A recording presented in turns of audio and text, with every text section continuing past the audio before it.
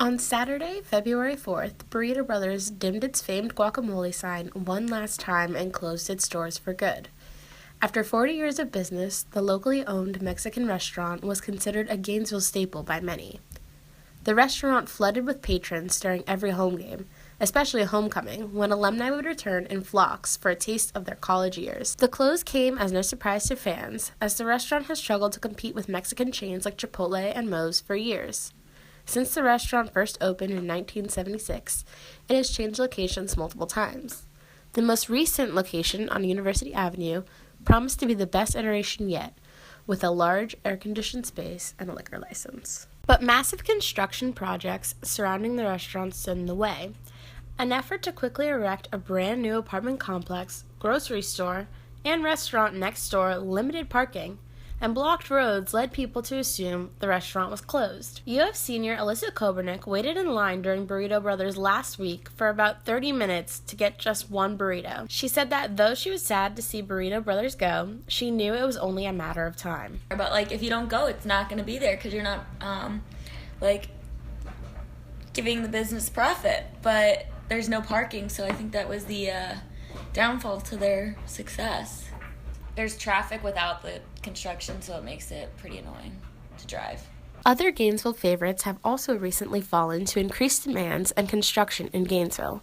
101 Cantina closed in January, and after being purchased by the university, Leonardo's is expected to close sometime within the year. Apartment complexes are springing up quickly to help accommodate the rising student population, which has led to even less parking. On top of that, road detours deter customers from finding new routes to their favorite restaurants. I definitely think it's impacting everyone. It impacts businesses, it impacts people traveling, it impacts students. It's just there's not really enough space, but these things have to be done to provide more space. So I don't really know what the solution is.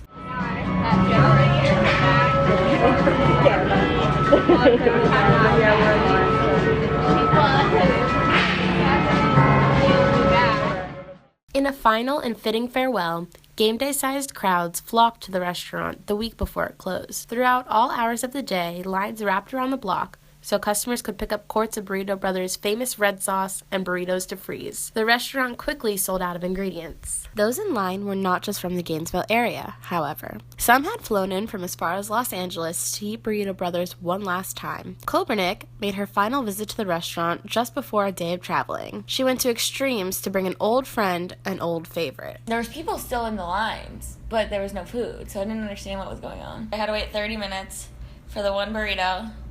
Then I came back, put it in my fridge, then had to ice it on the car ride home for 2 hours. Then my little brother, I was getting my hair done, so he had to come get the burrito, bring it back to my house, put it in the fridge, and then I put it in a lunchbox and flew with it to Durham. Those in line were not just from the Gainesville area, however. Some had flown in from as far as Los Angeles to eat Burrito Brothers one last time. After the final day, owners Randy and Janet took to Facebook to thank their customers. They said, 4 out of the 5 busiest days in our history happened during our last week, and we cannot thank you folks enough.